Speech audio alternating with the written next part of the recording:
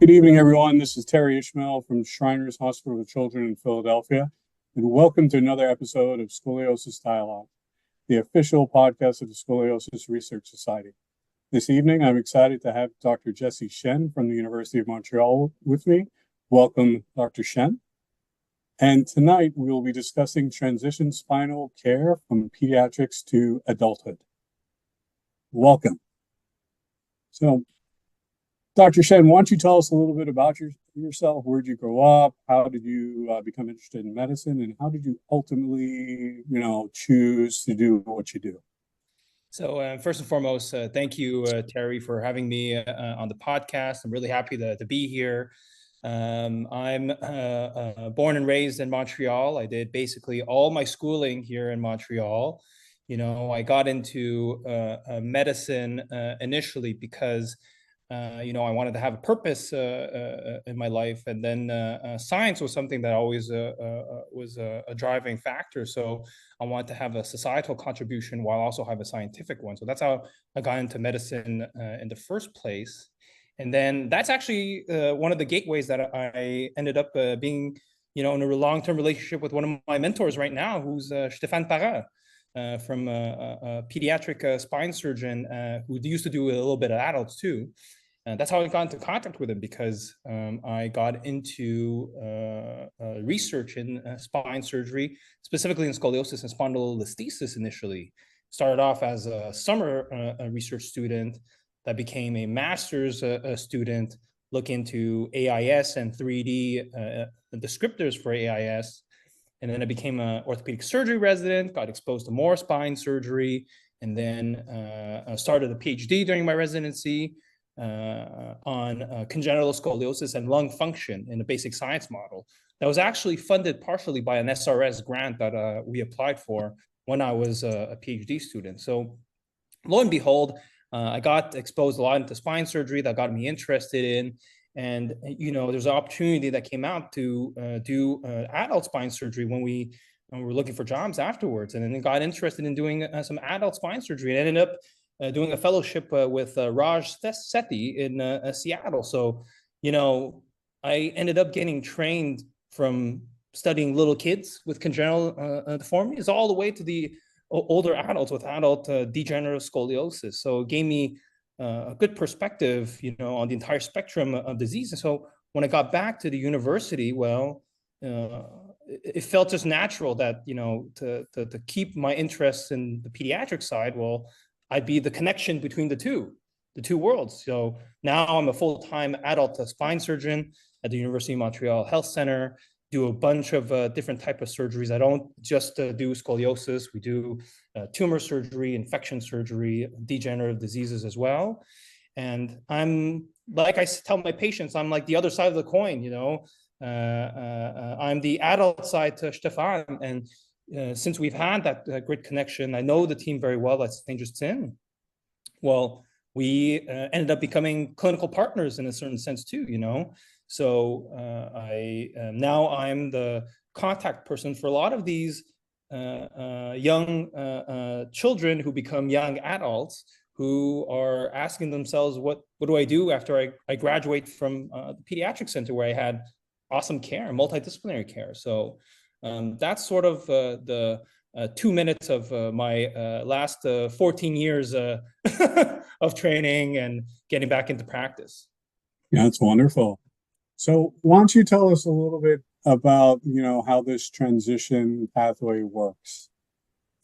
So it's it's actually a complex thing, when we talk about transitional care, it's been described in other complex pathologies, for example, like spina bifida or congenital heart disease. It's been described that it's not just about, hey, Dr. Shen, I have this patient, 50-degree scoliosis that I operated on. Can you follow them in 5 years? It's also preparing this young adult to be independent with their care and being knowledgeable of what was going on all these years, because mom and dad were calling the shots for a long period of time, So it's about also preparing them and providing a structure in which they could get access to continued care in my opinion, throughout a lifetime. We have to prepare them. The scoliosis is not curable. It's something that does become a chronic pathology. So transitional care is more of a holistic type of view of things. And in terms of current practice, the way we are doing it right now is that we have a dedicated clinical coordinator that's been working at Saint Justin, the pediatric hospital, for a long time, that knows me very well because I worked as a resident and a research student there. And then I'm basically the point of contact for now at our adult hospital. And everything sort of gets funneled there in terms of a follow-up once patients get towards the age of 18. And even some of them, when we're looking at them becoming skeletally mature, 16, 17-year-old, we start looking at getting them seen at the adult side. It sounds very rudimentary, but actually organizationally becomes a little bit complicated at first because it's two different hospitals, two different physical locations with two different administrations. And we are a public insurer, so we have uniform insurance. So if it's complicated, even for us, I can only imagine in other sort of practice settings. Yeah, that's amazing. I mean, I think that's unfortunately one of the things, or one of the programs, that we don't have enough of in spine surgery, or pediatric to adult care. Like you said, it's very well developed in congenital heart disease and other pathology, but not so much in spine. So, I mean, what about other pathologies? Let's say, the 18-year-old with cerebral palsy who has, a progressive curve and the family didn't want surgery, et cetera. Is that something you may address in their 20s or 30s? How does that work? So those are the type of things that I somewhat take care of as well. It's a lot more rare than some of the most current ones, which is AIS. But we do see these patients, and actually, a lot of these patients are actually in a sort of difficult position because the cerebral palsy patients often need intensive multidisciplinary care. They usually have their physiatrists. There's even sometimes the orthosis team that helps them out with everything with the ergonomics. But we do also take care of these patients. The good thing with our current hospitals right now is that some of these cerebral palsy or neuromuscular patients, they do get some continued care with the physiatry team, but oftentimes the problem, and this is what we're trying to work on for the next probably 10 years, Terry, is to connect all the pieces and all these different teams together. As an example, adult hospitals are built to treat adult pathologies, and they're very siloed sort of teams. You've got the cardiac team, and they've worked in just the cardiac conditions. So we're trying to sort of network and build all these teams together that they had when they're in pediatrics into adulthood. For example, we're starting a neurofibromatosis clinic at our adult hospital because we have the neurosurgery teams. But now it's trying to, how do we integrate every single different angle of healthcare professionals that could help these patients in adulthood when they had good care in pediatrics? Yeah. Again, I commend you. I mean, that's an amazing process that you're developing. So you recently received a grant from the Scoliosis Research Society to study this. Why don't you tell us a little bit about that? Yeah, so I was fortunate enough to receive some support by the SRS, and it's a early career investigator type of a grant. So the process for that is we submitted a letter of intent. We had an idea, and that passed the first round of reviews, and then we submitted the full grant, which essentially is the first phase of a sort of long-term research program, a long-term vision to provide continuity of care and continued care throughout a lifetime living with spinal pathologies, being scoliosis being one of the first sort of modules. Eventually, we do want to be able to do the same thing with patients who are operated for spondylolisthesis, for example, some of these patients have quite a bit of the reoperations that are needed long term. So the first phase of this study and the central sort of objectives of the grant that we obtained was to have a different angle on research, as surgeons and, Terry, I forget what your background is, but as orthopods, we do love our angle, we do like the values, the calculators, but sometimes we miss, for example, the patient side of things, the patient expertise, the patient experience through all of that. And the main focus of our first research objectives with this grant is to explore the patient's perspectives, the family's perspectives, and to identify their needs so that we could build a dedicated transitional pathway that meets their needs moving forward. Because, as surgeons, we might think, oh, the patient needs a follow-up because we think that post-maturity, they'll continue to progress and eventually need some form of surgery. But sometimes the patient's question is a little bit different. They might be asking, hey, what kind of work can I do? Or am I going to be able to go to be a professional soccer player? These are actual questions that some of the patients have asked me, and the parents are worried about, whether or not their adolescents understood everything when they were kids, and they worry about their future autonomy. It's very frequent that I even see some 20-year-old young adults with both parents in my office. So truly, we want the patient's perspective at the heart of this first grant to be understood, so that we could use it as information to inform us of how to build a tailored pathway of care for these patients. Where do you see this ultimately going? Like, what do you ultimately hope to achieve?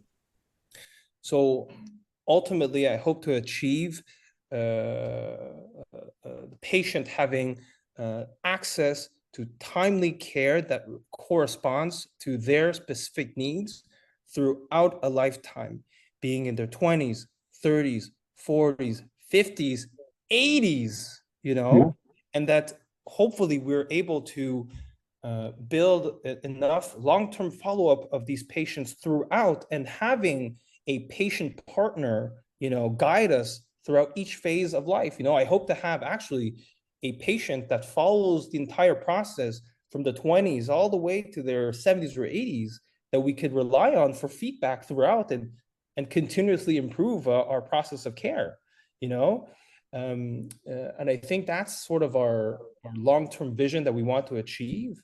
And hopefully, one of the SRS directed research grants was to look into long-term outcomes. Hopefully, one day we could have this long-term continued follow-up of all these patients and help inform us at the pediatric stage, what's their future going to look like? When do we need to operate them? Should it be at 15? Should it be at 25? Should it be at 35? Do we think that we need to have a surgery at 35 if we plan to be, I don't know, an accountant, or to be something that's a little less lower demand, So if we could tell this 14-year-old from our first visit how things are going to look like with respect to their spine care 40 years in the future, well, I think, we would have advanced in spine care quite a bit, So that's our long-term ambition. Certainly everything starts with the beginning, starts with like some of my mentors have told me, the lower hanging fruits. So we have to start from the beginning if we want to reach to our objectives. Yeah, and that's obviously, a perfect segue into my next question. So you partially answered it, but we all have our spiel that we give families when they ask, well, if this curve may not get much bigger, or it'll take a long time for it to get bigger, why should my child have surgery at 15 versus 25 versus 35 or 45, just based on, what you've learned so far? Yeah, that's a very good question, and it's something that recently the Vanderbilt group has published an article in Spinal Deformity on that, comparing sort of the adult that was 25 versus the adolescent group on some of the results, and essentially. Life is a kyphosing event. Life is a stiffening event as well. We see that these patients are a little bit stiffer, surgery is a little bit longer. We maybe need more osteotomies, but at the end of the day, their quality of life is about the same, whether or not you operate them, let's say, in adolescence or early adulthood. So it's a question that I grapple. It's something that's always an ongoing debate internally and as well with the family and the patient, because outside of scoliosis and outside of sort of the clinical care, well, these are young adults and they're going through somewhat a critical phase in their life. I had a patient. She didn't want to get operated. She wanted to travel. She ended up actually going to Australia for 3 years to do her bachelor's degree. She did all that, came back, and scoliosis is pretty stable. She's doing very well, asymptomatic. I feel that from a professional and in a personal side, that because our values do impact somewhat our clinical judgment as well. We can look at the data, but sometimes listening to the patient and what they are telling you is also very important. I think that if they're doing very well and they have specific objectives that they want to achieve, I think we should listen to that.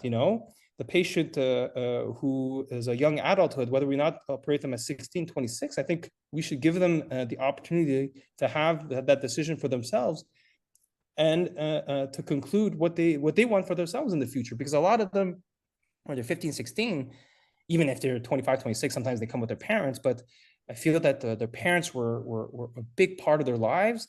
And maybe at that time, they didn't have necessarily the life experience to handle big life-changing decisions sometimes, So it's a very difficult decision that I have internally. I have 30 to 40-minute consultations with the patients, whether or not they're 16 or 22.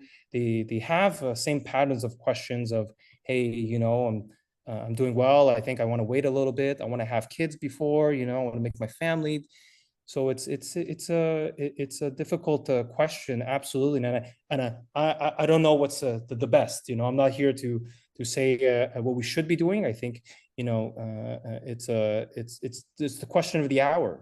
So Yeah, fantastic response. And I'm a pediatric orthopedic surgeon, and I take care of individuals up to around 21, and I think that sometimes we lose sight of what happens after they move on from our care. And I look forward to hearing from you in the future, and then I'm looking out for your results, and hopefully we stay in contact and we can discuss it. You want us to hear about you and what you do and why you love what you do? Yeah, I think in terms of my current practice, I think it's a big passion. Spine surgery is. I remember the first time Stefan showed me an X-ray of what scoliosis meant, what the surgery meant. I found it just fascinating because it's a challenge all the time, not only the surgeries itself, but also the patient. Their needs, their clinical history, everything they're talking about is it comes out very different from what we see in orthopedics. A lot of the times in other orthopedic surgery, some things are very straightforward. Spine surgery is never straightforward. There's always curveballs here and there if you look for them. And I think it's intellectually fascinating, and it's a passion.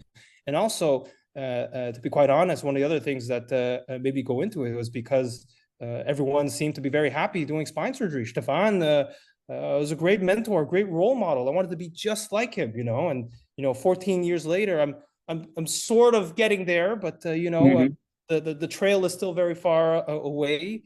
Got a great group of colleagues here at the University of Montreal on the adult side, very collaborative. We want to be multidisciplinary. We want to build a team model. We are doing a lot of our surgeries as a 2-surgeon model, so going to work is a lot of fun, and we talk about spine surgery, all the time, and it's great. I'm happy to go to work every day, so, and I feel very privileged actually to be able to see some of these young adults, come into adulthood, and I think it's fun to be there. They always have things they want to do, their objectives, and you see some teenagers being teenagers. Just today I saw a 16-year-old, and I asked him, what you're doing at 16. He says, I'm playing Assassin's Creed, my PS4. So I was like, okay, well, Yeah. his dad laughed a lot when he answered that, but it's a privilege truly to be at this juncture of a lot of these patients' lives. So, well, that's what keeps me going, at least. So hopefully we can make a significant contribution to their care moving forward 5, 10, 15 years down the line. Yeah, pretty sure you will. Thank you so much for joining me. I've really enjoyed this, and I'm sure our viewers will really enjoy it as well. I'm going to say, a quick good night. Thank you, everybody else, for tuning in, and we will see you in the next episode. Thank you so much, Terry. No, you're welcome.